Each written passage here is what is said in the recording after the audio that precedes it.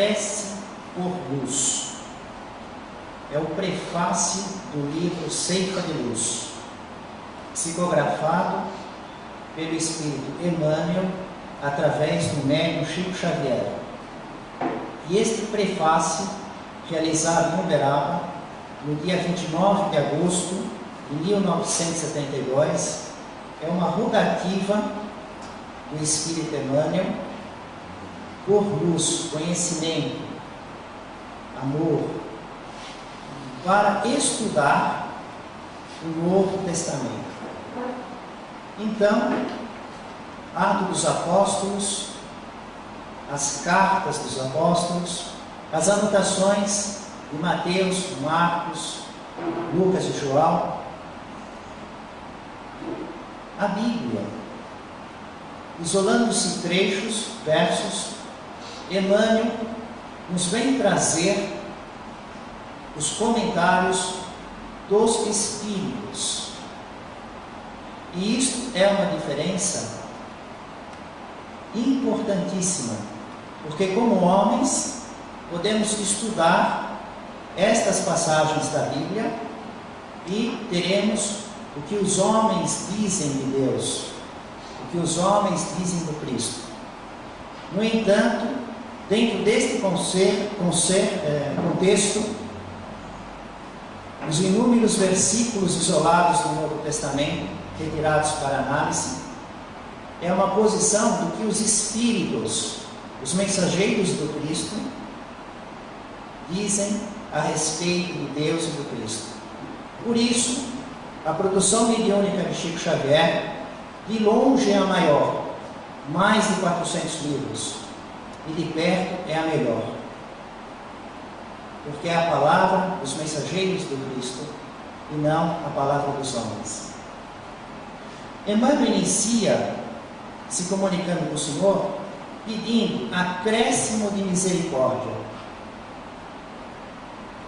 É assim que ele começa a conversa com o Senhor, rogando acréscimo de misericórdia, ou seja, aquilo que sempre repetimos juntos, todos nós estamos com mais e melhor do que merecemos. Desfrutamos da misericórdia divina. E Emmanuel ainda roga um acréscimo dessa misericórdia para estudar o Novo Testamento. Roga que descobrirmos, sem enganos, ondas estradas mais retas que nos conduzam à integração com os teus propósitos. Ou seja, ele busca estar de acordo com a vontade de Deus e não cumprir aspirações próprias, a saber quais os planos que traçaste a nosso respeito. Estamos preocupados somente com essa realidade? Pensamos no nosso dia a dia, o que Deus quer de mim? Quais são os planos do Senhor para a nossa jornada evolutiva? Ou nos colocamos no pedir, louvar e agradecer, no que nós queremos do Senhor? Ilumina-nos a memória, não só de modo a recordarmos com segurança as lições de ontem, e sim, mais especialmente, a fim de que nos detenhamos no dia de hoje, aproveitando-lhe as bênçãos em trabalho e renovação. Logo, ele lembra o passado, mas prioriza o trabalho do dia atual.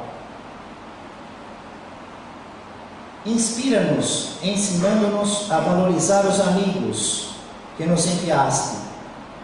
No entanto, mais notadamente, ajuda-nos a aceitá-los como são, sem exigir-lhes espetáculos de grandeza ou impostos de reconhecimento.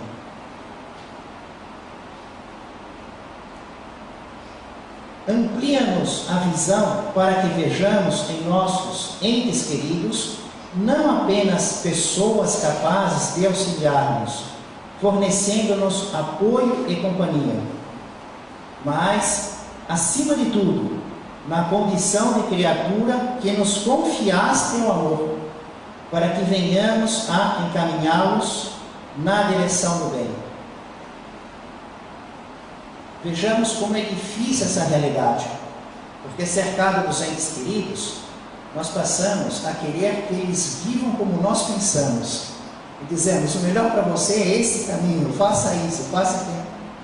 Na realidade, apesar das nossas melhores intenções, eles pertencem a Deus, estão inseridos como seres inteligentes no processo evolutivo. Os laços sanguíneos são formais, eles são filhos de Deus, e Deus nos confia nesta condição, para causarmos boa influência, mas aceitar a realidade de que eles possuem o direito de exercerem as suas escolhas, estão em confiança, somos apenas depositários. Ensina-nos a encontrar a paz na luta. Geralmente, os homens pedem que a luta se acabe, se suspenda. Ele não pede para a luta acabar, ele não diz acabe a luta continua, mas eu quero ter paz na luta.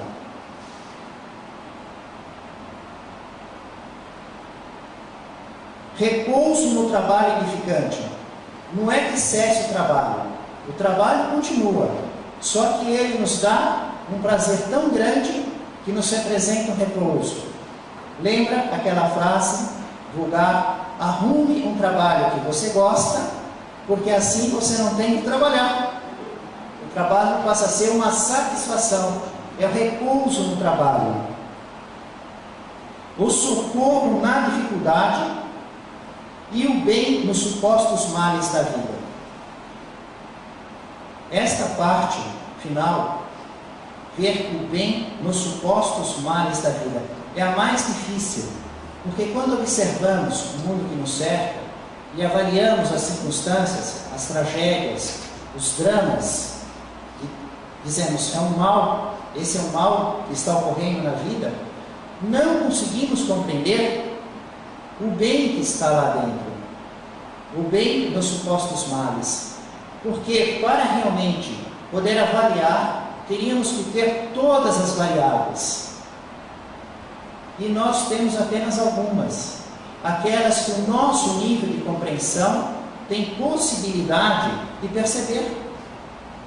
E o roteiro evolutivo desses espíritos, e o que fazem durante o sono do corpo, e o que era a vida passada, e o que é necessário para as vidas futuras. Estamos sendo educados por Deus, criados todos para o mesmo destino, da perfeição relativa da criatura. Então nós, do ponto de vista humano, observamos circunstâncias que dizemos males, é o mal. Na verdade, qualquer coisa para ocorrer necessita da permissão de Deus. E Deus só permite algo que tem um fim útil. Jamais o universo sai da justiça absoluta. Jamais. Porém, a nossa compreensão é tão pequena que é difícil conseguir ver esta realidade. O Espiritismo nos auxilia para entrever apenas. Entrever. Por isso Emmanuel roga a condição de ver o bem nos supostos males da vida, porque realmente não existe um mal absoluto, todo mal é relativo. Ele é um trabalho do bem que nós não conseguimos compreender. Estas são algumas das ideias, algumas frases pensadas ao longo de toda a oração desse livro Ceifa de Luz, que Emmanuel roga para que receba ensino de espíritos superiores, para poder comentar o Evangelho de Jesus, que é o caminho das nossas palestras. Estamos realizando esse roteiro e são mais de 1063 versículos isolados. Nos livros Vinha de Luz, Fonte Viva, Caminho, Verdade e Vida, Pão Nosso, Ceifa de Luz, Palavras de Esperança, Palavras de Vida Eterna. Nesses livros, nós temos um projeto de estudar 1063 palestras. Que Deus nos dê saúde e a oportunidade. Vamos observar alguns detalhes nas anotações de Mateus, Marcos, Lucas e João, a própria vida de Jesus em respeito à oração. A primeira observação vem o ensino de Jesus para a criatura falar com Deus, a comunicação com o Criador, falar com o Pai. E Jesus diz assim: e quando orardes, não sejais como os hipócritas, porque eles gostam de orar de pé nas sinagogas e nas esquinas das praças, para serem vistos pelos homens. Em verdade, eu vos digo, já receberam a sua recompensa. Tu, porém, quando orares, entra no teu quarto, e fechada a porta, ora a teu Pai, que está em secreto, e teu Pai, que vê em secreto, te recompensará. Jesus se utiliza de uma expressão muito forte, porque no dia a dia dos judeus, a praça e a sinagoga estavam sempre presentes. Toda aldeia, toda cidade, na época de Jesus, os judeus começavam pela sinagoga. É o ponto mais importante de todos. Evidentemente, há um templo em Jerusalém. Em Jerusalém havia mais de 400 sinagogas. Parece muito, mas na realidade, Jerusalém recebia cerca de 180 mil homens judeus nas 3 festas obrigatórias de peregrinação: Páscoa, Pentecostes e Tabernáculos. E essas pessoas tinham que orar, estudar, ler e ficar hospedadas. Toda aldeia então tinha uma sinagoga. Mas Jesus fala daqueles que vão orar para mostrar para os outros que estão orando. E veja a circunstância que ele coloca. Ele quer orar de pé na sinagoga, porque isso chama uma atenção enorme, porque na sinagoga está todo mundo sentado. Como era o trabalho na sinagoga? Vinha a lei enrolada, era lida de pé, em respeito ao sagrado da Escritura, e aí Jesus, ou quem iria comentar, sentava na cadeira. A cadeira de Moisés, segundo a anotação do Evangelho. E todo o público estava sentado, nos bancos ou no chão, nas esteiras, todos sentados. Imagina todo mundo sentado, alguém se levanta, só ele de pé, chamando a atenção de todos. Ele quer se mostrar, ele quer chamar a atenção para si. E as pessoas dizem: olha, está vendo? Ele está ali de pé, orando, e está todo mundo sentado. Do mesmo modo que a esquina das praças, o lugar de grande circulação. Então, os lugares de evidência, pessoas que faziam orações, não para conversar com Deus, mas para mostrar para os homens que eles estavam observando os mandamentos, estavam em contato com o Pai. Era tudo uma ilusão, uma fantasia. Não havia realmente a comunicação. O lugar de maior recolhimento que havia para um homem judeu naquela época era o seu próprio quarto. Entra no seu quarto e fechada a porta. Ninguém está vendo. Era realmente um lugar de recolhimento. Lá, o Pai que está em secreto. Esta frase também tem um peso emocional muito forte. Porque o povo judeu, que era minoria na época, era o único povo na terra, naquela oportunidade, que tinha a compreensão de um Deus invisível, de um Deus único e invisível. Todos os pagãos, os judeus, eles acreditavam em deuses que eles criavam com a sua imaginação e representavam em esculturas de pedra, madeira, metais. Eram deuses visíveis.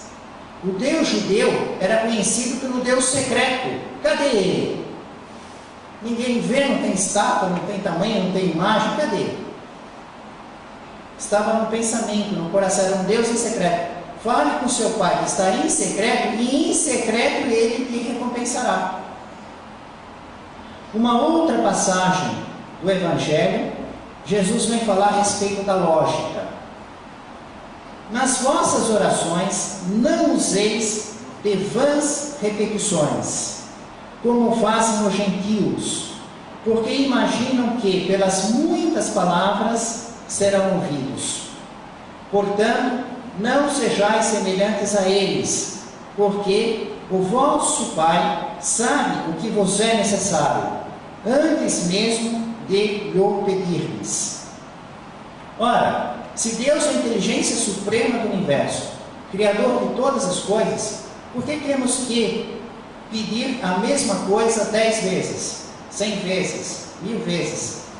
Os gentios, os pagãos, que tinham um nível de compreensão espiritual muito menor, eles imaginavam que Deus podia ser os deuses que eles oravam e que faziam suas ofertas, seus sacrifícios, eram possíveis de serem conquistados pela insistência, pelo cansaço, assim como são os homens.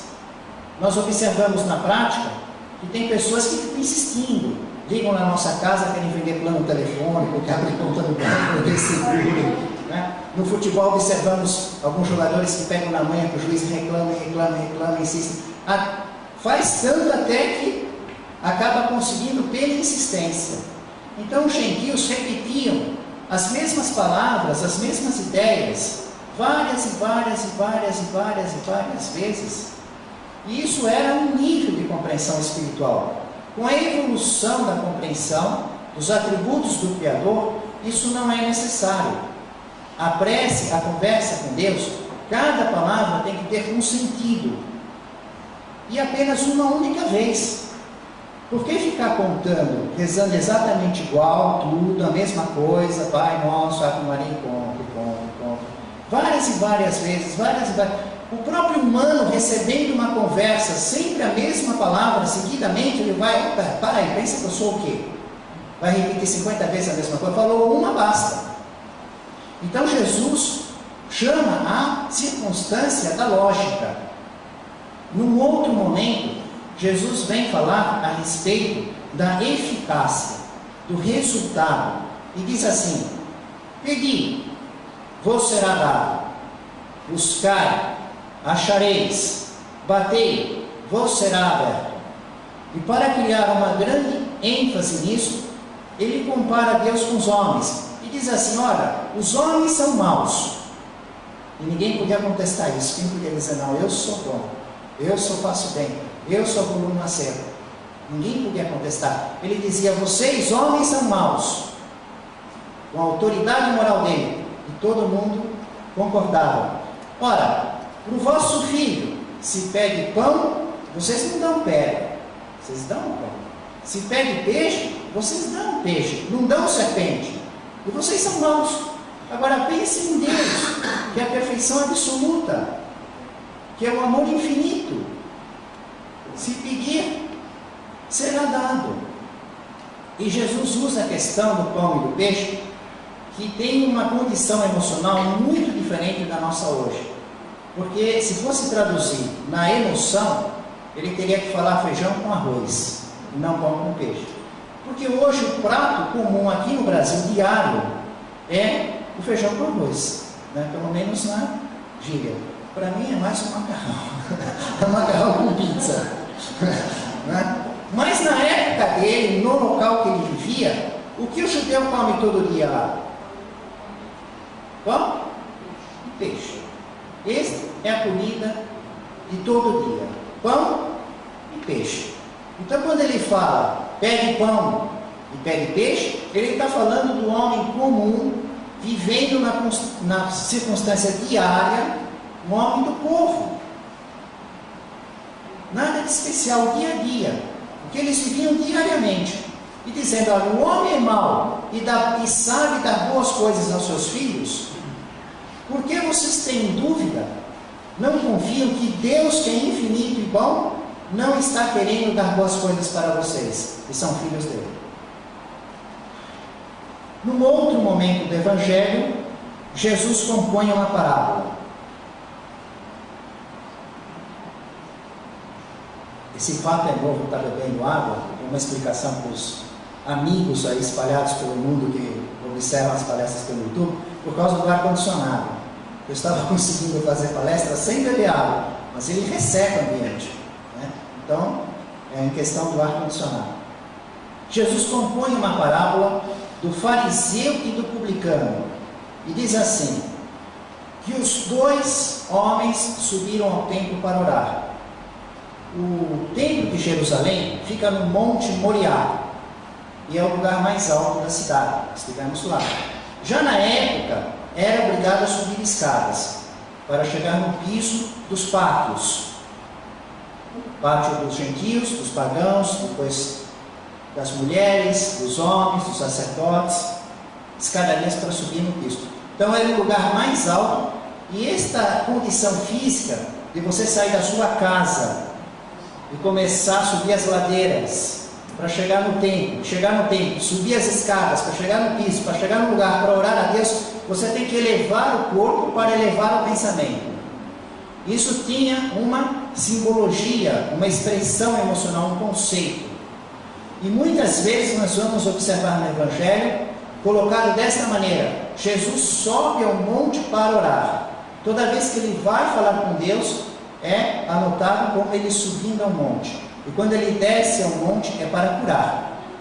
Ele vem em socorro das aflições humanas, das nossas mazelas, se aproximando de nós. Ele desce para orar, sobe o monte. Então, dois homens, mas o problema é que ele escolhe dois homens de condição muito diferente em relação ao conceito dos judeus a respeito deles. Ele escolhe dois judeus, mas em posições extremas. Ele coloca o fariseu e ele coloca o publicano. O fariseu era o judeu rigoroso observador da lei, mais de 600 mandamentos escritos, a tradição oral, todo aquele ritual de lavagens, de purificação, de descanso, de limite de peso, distância que pode andar, todas aquelas centenas de coisas, 365 mandamentos de não fazer, 248 de fazer, 613 mandamentos. Ele era rigoroso observador e ainda cobrava dos outros para que observassem aquilo, para agradar a Deus. E era terminantemente proibido manter relações com os pagãos, com os gentios. E o Império Romano era pagão, era gentil, acreditava em vários deuses, não conhecia o Deus único de Israel, não observava aqueles mandamentos. Do outro lado, Jesus compõe a sua parábola, porque a parábola é a composição baseada em circunstâncias conhecidas das pessoas, e tudo aí é conhecido: o templo, o fariseu e o publicano. O publicano era um judeu que tinha ganho o direito de cobrar impostos dos outros judeus. Os romanos lançavam imposto em asta pública, faziam leilão.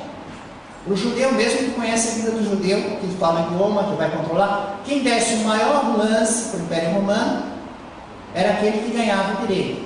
E aí ele ganhava por isso e tirava sangue de pedra do seu povo. Então os judeus vinham publicando de uma maneira abominável. Judeu conosco vem tirar sangue de nós e mantém relações com os pagãos, contraria vários mandamentos. Porque o judeu não pode pisar no imóvel, não pode tocar, não pode olhar, não pode dirigir, uma série de coisas. Eles são impuros, eles não obedecem nenhum dos mandamentos. Como manter relação? E o publicano era um judeu que, para ter uma vida boa, né, porque este trabalho era um trabalho maravilhoso, ser cobrador de impostos, eu não sei como é hoje em dia, mas naquela época era uma vida que todo mundo queria, né? Então Jesus, quando compõe a sua parábola, as pessoas que estão vindo, ele diz que os dois vão orar lado a lado no templo, eles sobem ao templo para orar a Deus e estão um do lado do outro. Uma circunstância já também muito difícil, né? Porque um fariseu vê um publicano, um pecador, ele vai buscar um outro canto, né? Bom, e aí, como é que é a oração do fariseu? O fariseu ora assim: ó Deus, graças te dou, porque não sou como os outros homens, ladrões, injustos, adúlteros, nem mesmo como este publicano, que estava orando do lado dele. Eu jejuo 2 vezes por semana e pago o dízimo de tudo que eu possuo. Então, como ele era rigoroso observador dos mandamentos, ele pagava o dízimo, ele fazia o jejum, né? E ele se julgava superior, achava que os outros eram ladrões, injustos, adúlteros. Já o publicano que estava do lado dele, também em oração, ele já nem levantava os olhos para os céus com conforto, ele já tinha até dificuldade de erguer os olhos aos céus, ele já estava passando por essa circunstância, né? E aí ele batia no peito para falar. E os judeus pensavam na época que o coração era a sede do pensamento e da emoção, não como hoje. Hoje nós representamos o cérebro com o pensamento, fazemos uma lâmpada assim, né? Nos desenhamos uma lâmpada que nem existia na época do Cristo, como se as ideias viessem do cérebro. E o sentimento do amor, da paixão no coração. Sabemos que não é assim, tudo vem do Espírito. Porém, hoje representamos assim, mas na época de Jesus, vinha tudo do coração, o raciocínio lógico e o sentimento. O judeu batia no peito, logo, onde está o coração, como querendo estar em relação, em pensamento e sentimento com Deus. Esse judeu publicano, que Jesus está compondo a parábola, e a oração dele é bem diferente do fariseu. Ele diz assim: meu Deus, tem piedade de mim, que sou um homem pecador. Ponto. Vejam que lógica, que precisão, que conversa com Deus. Válido para todos nós. Pedir a Deus piedade, porque somos pecadores. E Jesus diz que o fariseu desce para a sua casa. Por que desce? Lógico, ele está orando lá no monte Moriá, no templo de Jerusalém, e ele vai descer para a região de algum outro monte, para a sua casa. Ele desce sem ser justificado, o fariseu. E o publicano desce justificado, ou seja, tendo tido uma conversa de ideal com um pai. A prece da luz.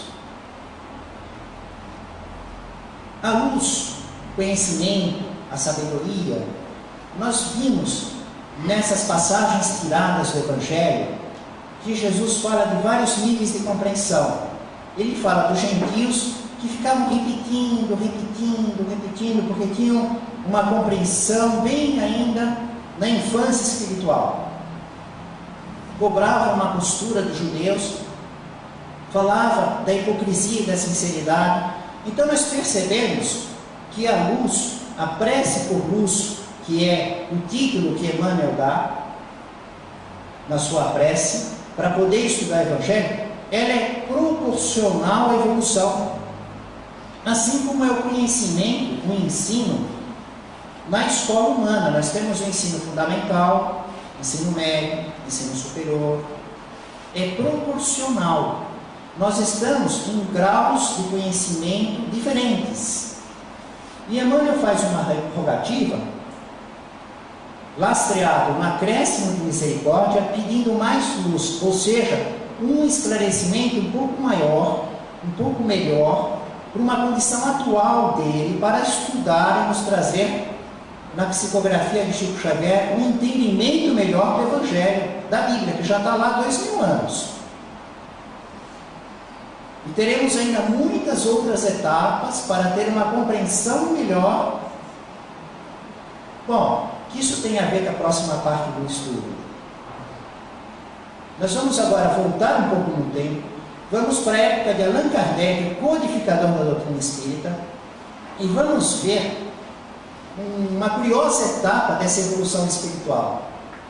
Vamos ver uma comunicação de um espírito que foi missionário para realizar um upgrade, ampliar um pouco a possibilidade da compreensão espiritual, da evolução na Terra.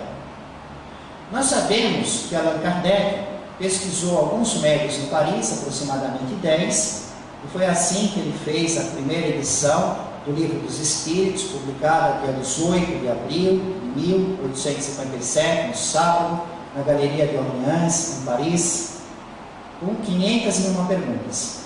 Depois, através do Jornal de Estudos Psicológicos, a Revista Espírita, de edição mensal, aqui nós estamos com um exemplar do ano 1864, então aqui estão 12 meses, de janeiro a dezembro. A edição da Federação Espírita Brasileira, em vez de fazer 12 revistas, juntou as 12 e fez um livro. E é baseado numa publicação do mês de abril de 1864. Então nós estamos falando de algo que ocorreu há 150 anos atrás. Allan Kardec publica, são 4.000 exemplares que são espalhados pelo mundo. O jornal do mês de abril. É um fato que ocorre lá. E o que ele publica no mês de abril? Ele publica uma comunicação espontânea. Ele não evocou nenhum espírito. Eles se colocaram nas circunstâncias favoráveis. Fizeram a prece e o espírito espontaneamente se comunica. E essa comunicação ocorreu no dia 19 de fevereiro. 19 de fevereiro de 1864. Agora a coisa vai começar a crescer em espanto. Agora que a coisa vai começar. Preparem seus corações. Sociedade Parisiense de Espírita, Estudos Espíritas, Médium Lemarie. Quem é o espírito que se comunica pelo Médium Lemarie? Gutenberg. Já sabemos do que estamos falando. O inventor da imprensa. E ele faz 2 páginas, uma moral, uma lógica, um show que é espantoso. Mas a didática não nos permite ficar lendo. Se eu pegar o livro aqui e ficar lendo, quando eu terminar, está todo mundo dormindo e ninguém achou nada fabuloso. Então, eu sou obrigado a retirar algumas ideias, algumas partes, para refletirmos juntos. Vou passar a informação de algumas coisas destas páginas que ele editou pelo Médium Lemarie no dia 19 de fevereiro de 1864. Ele diz assim, que a imprensa, através do seu envio, que veio no século XV, quando ele proporcionou isso para a humanidade, essa invenção chegou na humanidade, como toda invenção, ela foi preciso tomar a taça e beber o ferro. Isso foi um modo de se exprimir que ele utilizou, porque muitas invenções mexem na ordem estabelecida. E ao mudar as coisas, incomoda muita gente. E pessoas que não gostam daquilo, queriam que as coisas continuassem como estavam. Na época de Jesus, por que o Sinédrio queria matar Jesus? Quantos mandamentos Jesus não observava? O poder da classe sacerdotal que estava sendo pulado, uma relação direta da criatura com Deus. Vimos 4 partes aqui, Jesus nos ensinando a falar com Deus, no seu próprio Evangelho. Então, a própria ordem, eles viviam tão bem materialmente, o pessoal do Sinédrio, se houvesse uma mudança do poder material, será que eles iam continuar? Eles eram garantidos por Roma, tinham uma vida maravilhosa. Toda vez que chega uma invenção que pode mudar todas as coisas, incomoda muita gente e cria muitos inimigos. Nessa circunstância do planeta de provas e expiações que vivemos. Mas Gutenberg diz que ele era o mensageiro de Deus, estava com uma missão e que não adianta, se Deus quer, acontece, acabou. Se você se sente incomodado, você vai ficar incomodado, mas a invenção vai ficar, vai permanecer. Ela vai vencer toda a má vontade de todos que houverem. Ninguém é capaz de desafiar a vontade de Deus e impedir que as coisas venham, que o progresso e a ordem cheguem na vontade de Deus. Então ele disse que era necessário tomar a taça e beber o fel. E fala que ele não veio falar de todo aquele sofrimento que ele teve naquela vida, que podemos apreciar nos estudos que os homens apresentam em relação ao seu sofrimento, aos seus desafios.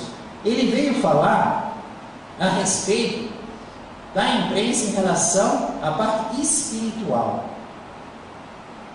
E ele diz que aquele tempo era um tempo de uma grande ignorância e muita tristeza, que havia um feudalismo muito forte, muito potente, e uma teocracia cega, e que todo um homem que trazia algo de progresso era considerado que tinha a cabeça por demais, tem que cortar a cabeça dele. A teocracia cega e o feudalismo não queria mudança nenhuma, queria que aquela tradição fosse conservada sempre, daquele jeito, não podia ter nada de novo. Aí aparecia ele, trazendo uma invenção que poderia revolucionar o modo de vida do planeta, como fez, logo corta a cabeça, né? Muito comum para os inventores da época.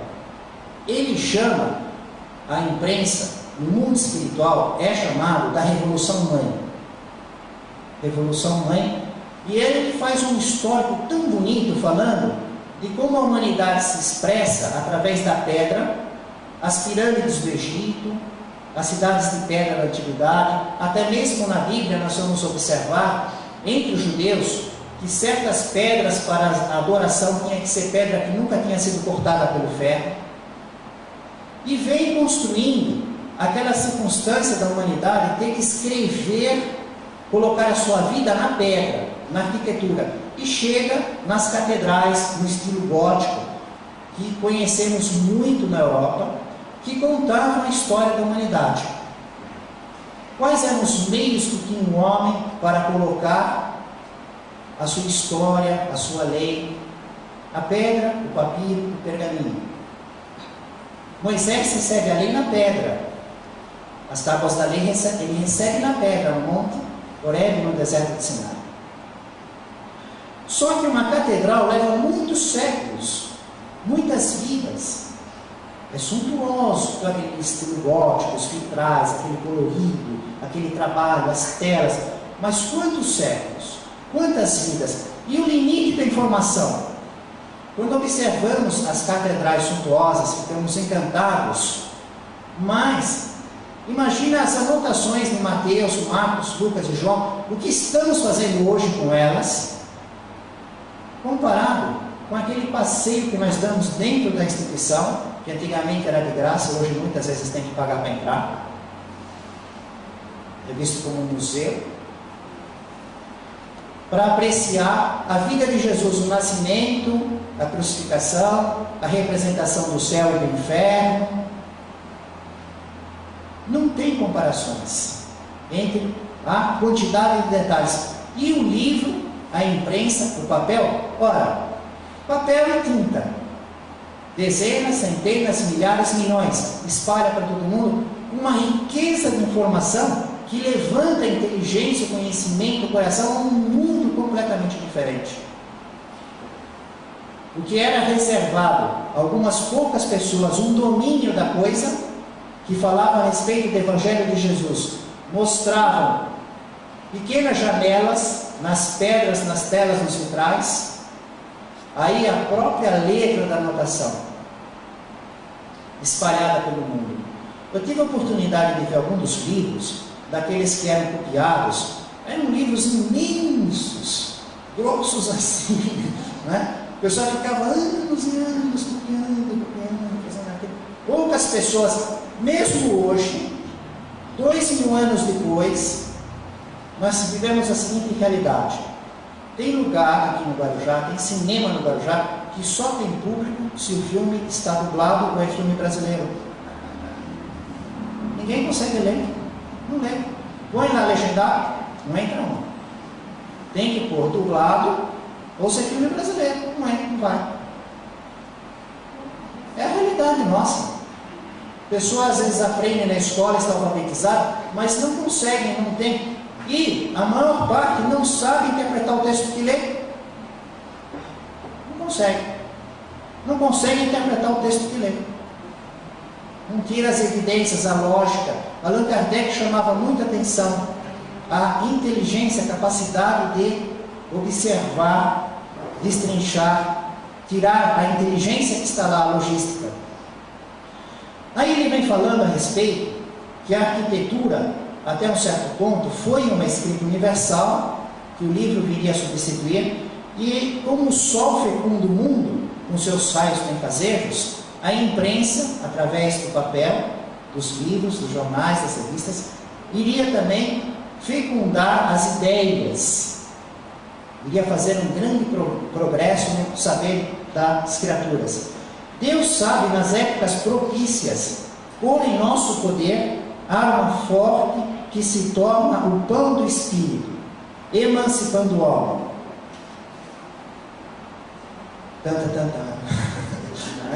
Estamos há 150 anos atrás, em Paris, na Passagem Santana, número 59. Estamos lá. Vejam o que Gutenberg escreve agora. Ele diz que a imprensa, o livro, emancipou. O que é uma emancipação? Quando a pessoa é menor na vida civil, e aí o pai diz, mas eu vou te dar direitos de maior. Então ele continua menor, ainda não tem 21 anos, não tem plenos direitos, mas por um documento em cartório ele começa a ter direitos que teria. Isso é uma emancipação. O sono é uma espécie de emancipação da nossa alma, a relação mediúnica também. Nós, de certo modo, pegamos as propriedades que vamos ter depois da morte. Mas a liberdade mesmo vem da morte. E a maioridade mesmo que vai dar todos os direitos. Até então é uma emancipação. E ele diz que o livro emancipou. Agora, há 150 anos atrás, ele diz o seguinte: mas se a imprensa vos emancipou, a eletricidade... Mas dá para acreditar nisso? Eletricidade não era quase conhecida? Como ele está falando? Eletricidade era... Você conhecia o que da eletricidade? Praticamente estava assim, aquele pintinho que sai do ovo picando assim, vai ter eletricidade. Né? A eletricidade vos fará verdadeiramente livres. É ela que destronará a imprensa de Gutenberg. Ele fala dele mesmo. Ele fala da vida que ele teve na personalidade de Gutenberg. Para pôr em vossas mãos um poder mais terrível, e isso em breve. Minha missão é vos guiar no estudo dela e dos fluidos espirituais. Ou seja, ele tem a missão do Cristo de conduzir Kardec e o seu desenvolvimento na produção mediúnica de Chico Xavier no conhecimento dos fluidos, que é a parte mais avançada desse início da eletricidade, que iria tornar realmente os homens livres. E observando a nossa vida, alguns anos atrás, olhávamos as contas bancárias, tudo em papel. Hoje, se o banco manda papel, eu vou lá pegar com o gerente. Eu vou mandar lixo para papel para criar coisa. Tem que ser tudo eletrônico, tudo na eletricidade. Os aeroportos, o Facebook, o telefone celular que toca aqui toda hora, quando nós estamos fazendo a prece, todas essas coisas, né? Como há 150 anos, aqueles homens não conheciam a matéria radiante. William Crookes, eram décadas depois, que ele vai descobrir o raio católico, que vai fazer depois a televisão, rádio, som, tudo. Como é que Gutenberg aparece em espírito, escreve toda aquela página tão maravilhosa, e Kardec publica, naquela época, chamaram ele de louco. Só que nós estamos numa outra realidade, estamos 150 anos depois, e é passado nosso. Quer dizer, nós estamos no trem andando, porque a cada dia a ciência nos traz mais e mais e mais. Aonde vai chegar? Que circunstâncias nós vamos ganhar de domínio na eletricidade, na matéria radiante, nesse caminho do fluido? Porém, ele diz o seguinte, que não basta ser espírita fervoroso. O problema não é da moral apenas. A moral é útil, mas insuficiente. É necessário estudar para poder compreender a nova realidade dos fatos. Porque ele vem dizer a questão da tecnologia dos fluidos inserido no contexto. É como falarmos de avião. Pode ter um excelente coração, mas se for lá e não for piloto, o avião cai. Então ele convida o pessoal de Allan Kardec na sociedade que é necessário, sine qua non, um conhecimento técnico a respeito dos fluidos, em que a Revista Espírita tem muitas matérias. Alguma coisa Allan Kardec passa para o livro da Gênesis. E a produção mediúnica de Chico Xavier, na sequência dos livros da vida no mundo espiritual, iniciando por Nosso Lar, indo até E a Vida Continua, nos trazem outras informações, detalhes aplicados na prática. E isto são páginas no meio de um livro que está longe para terminar. Mas Gutenberg deixa bem claro: sem estudo não é possível seguir adiante. É necessário ter o estudo e estar aliado com a boa moral para ser assistido pelos bons espíritos. Quem só tiver a moral fica no nível, andando em círculo. E aí vai ser sempre a mesma roda, na mesma palavra, na mesma ideia, no mesmo sentimento, no mesmo conceito. Coisas diferentes, né? Assim como a imprensa trouxe uma revolução no conhecimento, para adentrar é necessário estudar as circunstâncias do mundo fluídico que eles nos trazem. Terminada essa psicografia, Allan Kardec fez o seu comentário. E Allan Kardec fala a respeito da revolução intelectual e que as pessoas chamavam a imprensa de invenção diabólica, ou algumas pessoas, nem todas, mas algumas, e às vezes muitas, diziam que aquilo era invenção diabólica, isso era coisa do diabo, isso era coisa do demônio. Allan Kardec comenta que muitas ideias, muitas invenções, praticamente todas as invenções eram atribuídas ao diabo. Todo mundo dizia, isso é coisa do diabo. Allan Kardec lembra que o próprio Cristo, nas suas curas, os fariseus diziam que ele curava pelo diabo, pelo demônio. Jesus fazia uma coisa nova, ele curava de sábado. Era proibido na lei de Moisés curar de sábado. Ah, você faz pelo demônio, pelo diabo. E Allan Kardec sai refletindo com aquele humor fino, sutil dele, dizendo assim, que o diabo teria que ser muito humilde, porque ele tem todas as invenções do mundo e Deus não tem nenhuma. Todo o progresso da humanidade é o diabo. Ele falou, olha, eu sou capaz de inventar tudo. E o próprio Deus não inventa nada. Ele tem que ser muito humilde para não se considerar o dono do universo. Quem que é o dono do universo? O diabo tem que pensar que é ele, só ele que sabe inventar as coisas. Deus não é capaz de inventar nada. Mas só que o próprio diabo passa por um desafio. Ele é o autor de todas as invenções, é o que certas pessoas, e às vezes a maioria diz, só que ao mesmo tempo ele tem um problema de incompetência. Ele passa esse desafio, porque cada invenção que ele traz, surge um progresso material, e surge um progresso moral. E esse progresso mostra a grandiosidade de Deus, não dele.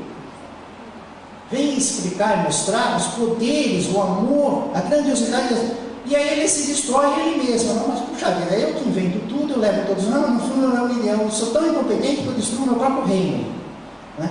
Então Allan Kardec retira com um fino humor, faz um comentário para mostrar que ele não é um homem sisudo. Porque o desenho que nos fazem de Allan Kardec, único por sinal, nos dá uma impressão de um homem carrancudo, sisudo, sério, assim, que nunca sorri, não tem nenhum dom humor. É a impressão da fotografia. Mas a minha foto também, eu olho minhas fotos e digo, mas eu não sou assim. Tanto que no Facebook eu ponho um céu estrelado.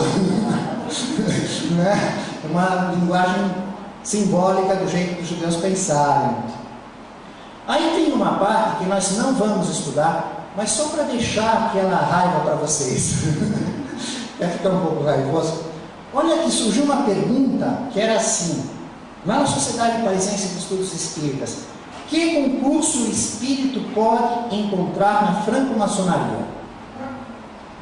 Perguntaram isso, né? A franco-maçonaria e o espiritismo está lá. E aí vários espíritos deram resposta, inclusive o Gutenberg. Nós não vamos ver a resposta do Gutenberg, mas eu separei só uma frase naquele e-mail, porque aquela frase é de gênio, aquilo lá é realmente fantástico. Olha o que ele fala: o tempo é um aliciador sem igual, por ele as impressões se modificam. Porque ele estava comentando de certas pessoas que têm um espírito de sistema e que parece que não vai mudar nunca.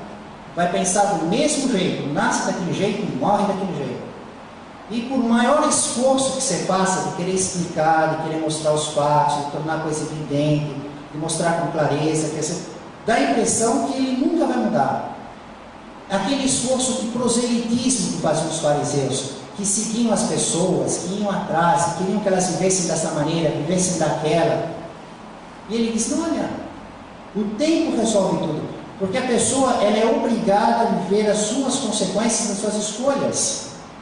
Ela entra na desilusão, ela entra no sofrimento material. Está tudo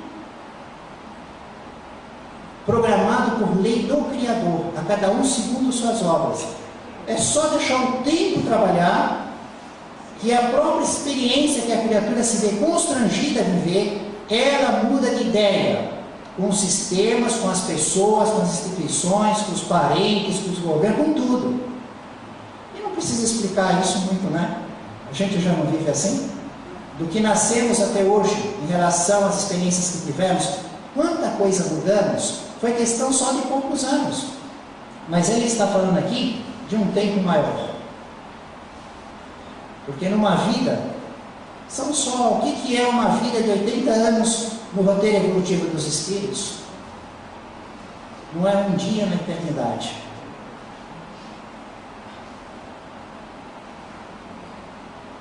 Os nossos pensamentos finais, a nossa reflexão final é a respeito de um conto. Vou repetir, um conto. Mais um conto que tem um fundamento de verdades espirituais que podemos tirar como lição. É o espírito Humberto de X, através da psicografia de Chico Xavier, que publica no livro Roteiro, o capítulo 45, e no livro Contos e Apólogos, o capítulo 21. E nós refletimos hoje sobre a prece por luz, os conhecimentos progressivos da inteligência. Falamos da imprensa, Gutenberg nos surpreende com um fato gigantesco, falando da eletricidade. E vimos que a época de Gutenberg foi do feudalismo. E essa época do conto é do feudalismo. É na França, um castelo no interior da França, um senhor feudal. Só que esse senhor feudal chamava Cavaleiro d'Arsonval, ele era cristão sincero. Então ele conhecia, dentro daquele contexto possível do Evangelho, e ele realmente desejava seguir aquela moral ensinada por Jesus. E ele vivia então em relação às suas famílias, à sua família, aos seus amigos, aos poderes políticos, aos compromissos econômicos. Ele procurava observar realmente o ideal cristão. Ele vivia assim, um senhor feudal, nessa condição. Aí o que acontece? Um dia ele tem que ir para a Itália para resolver uma questão política.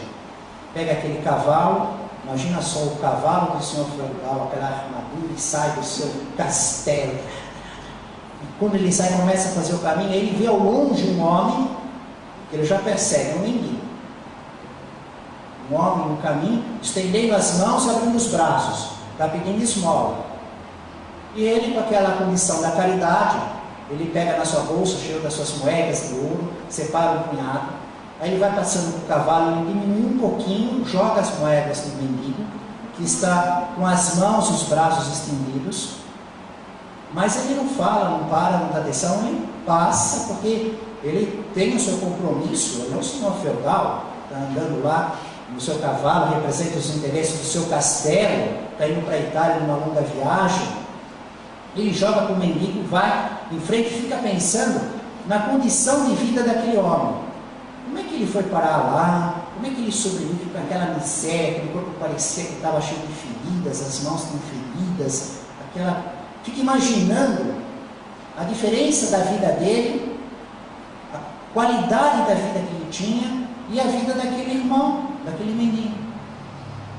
Passado um tempo, ele volta ele precisa fazer uma outra viagem para a Espanha para resolver um problema com amigos, uma questão com amigos. Aí ele vai fazer, sai com o seu cavalo, passa no mesmo lugar, está lá o mendigo com as mãos estendidas, os braços estendidos. Aí ele pega um brilhante e joga para o mendigo e segue. E sempre aquele pensamento daquele mendigo que parece que não sai daquele lugar no caminho, sempre no mesmo lugar, com os braços e as mãos estendidas, pedindo algo. Passado o tempo, ele tem que ir para a Inglaterra, resolver os problemas de questões domésticas. Dentro da sua família, ele tem que ir para a Inglaterra para resolver aquilo. Ele foi. No mesmo ponto está o mendigo, e aí ele joga uma joia valorosa. Passa um outro tempo, ele tem que ir para Paris. É chamado pelas autoridades locais. Ele vai para lá, está lá o mendigo no caminho, ele joga uma peça de roupa, um manto. E aí depois ele tem que ir para a Palestina. Ele vai para a terra de Jesus.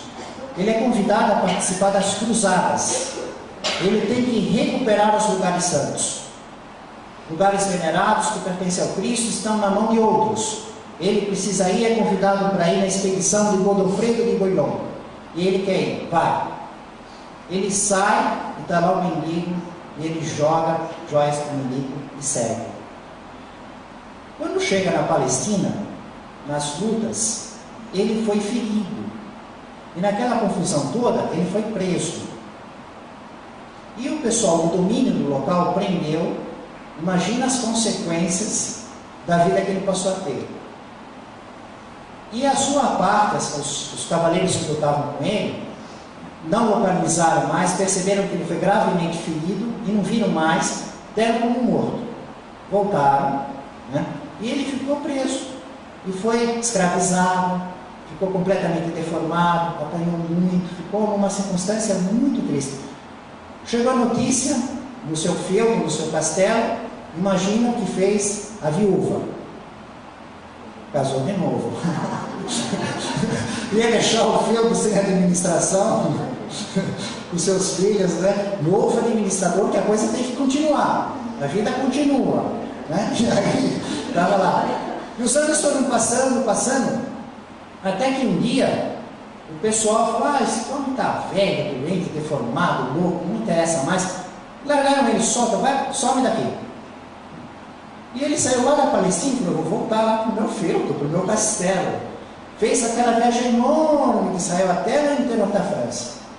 Quando chegou no seu feudo, como é que ele consegue ser recebido? Mas de jeito nenhum, aqueles cachorros, aqueles soldados, muito tempo depois, ninguém reconhecia ele, todo deformado, dizendo que ele era um louco.